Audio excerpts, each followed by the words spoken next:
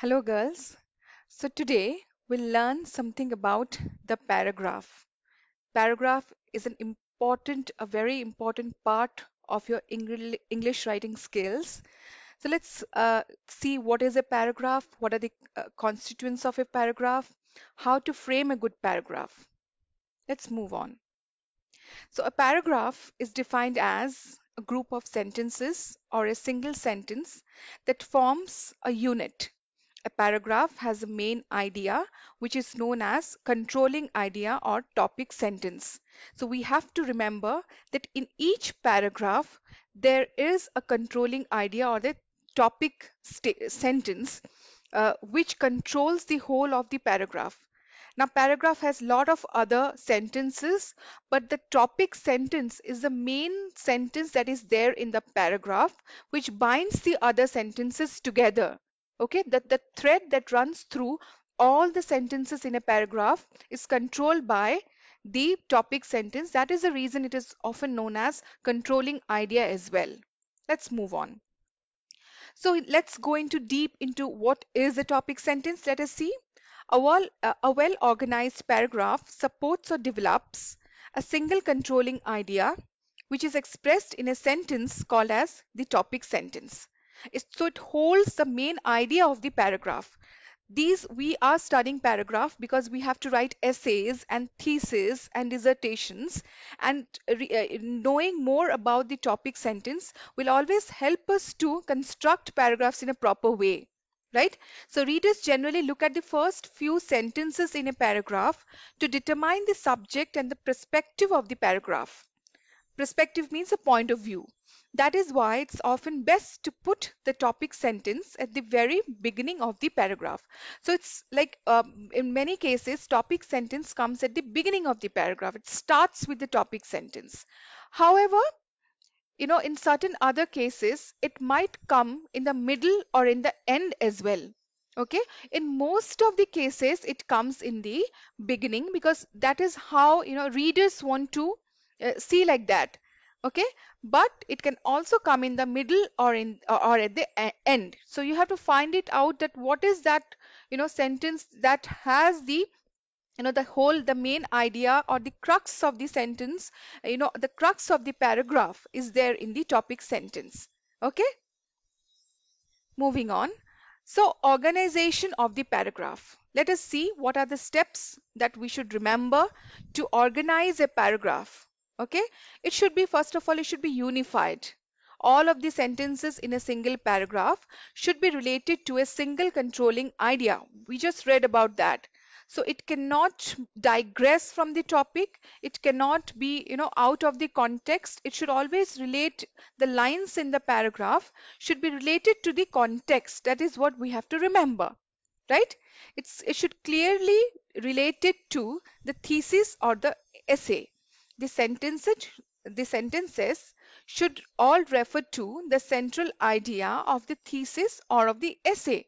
Thesis we are dealing with, in a broader context, but essay is what we are preparing ourselves for when we sit for any kind of, campus drives or any kind of placement or competitive exams, right? So we have to remember that whatever paragraphs are there in the, in a particular piece of work of writing, okay, in a particular piece of writing, everything should relate back to the main topic or to the main title of the essay that is given to us.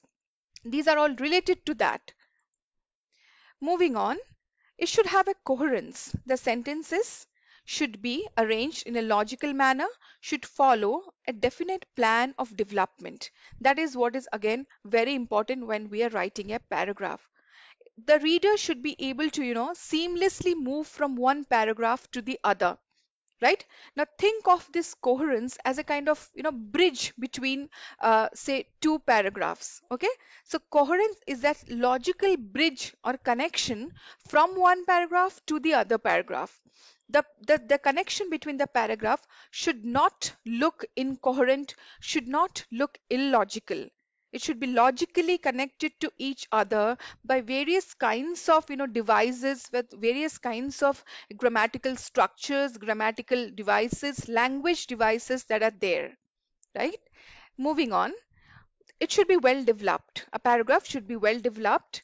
Every idea discussed in the paragraph should be adequately explained and supported through evidence and details that work together to explain the paragraph's controlling idea. So the paragraph's controlling idea, each paragraph should be properly developed. It should not look as if, in a halfway through it's left incomplete.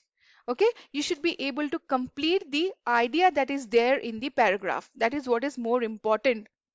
And we should remember that it should relate back to the controlling idea or the topic sentence. That is very, very important when we are writing a paragraph or we are constructing a paragraph. Moving on, what are these supporting statements, sentences then that are there? Okay, now, the supporting sentences of a paragraph are the sentences between the topic sentence and the concluding sentence. Now, considering the fact over here that suppose a particular paragraph starts with a topic sentence, so the other sentences that are there in the paragraph, those are known as the supporting sentence. So what they do is they explain the topic sentence.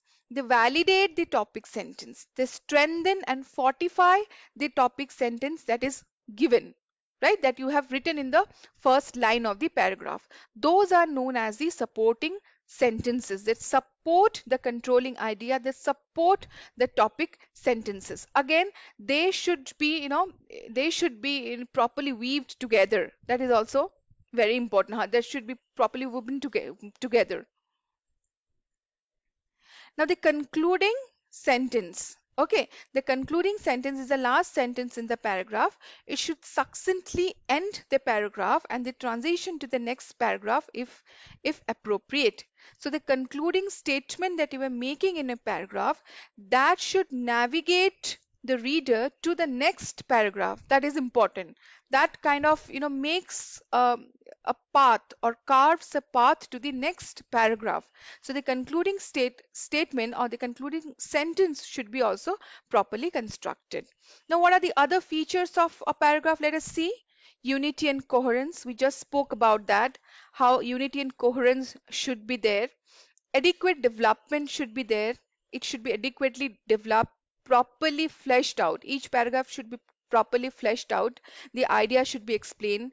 The transition from one line to the other or from one paragraph to the other should be proper. It should not be very abrupt. It should not be very, it should not be absurd. It should not be abrupt. Okay, the flow should be without any hindrances from one paragraph to the other. The flow should be very, without any kind of hindrance or obstructions. Okay, now use conjuncts, disjuncts and discourse markers wherever applicable. Now these are grammatical devices that are there. Okay, like firstly or secondly, or you can say however. Okay, or any kind of the various kinds of discourse markers are there, and, but. Okay, so various kinds of discourse markers are there, various kinds of conjuncts are there. Disjuncts is where there is a break from one idea to the other. Okay, either or, neither nor, such kind of various kinds of discourse markers are there. They can be and they should be used in a paragraph. So thank you all. That was about the paragraph. Thank you.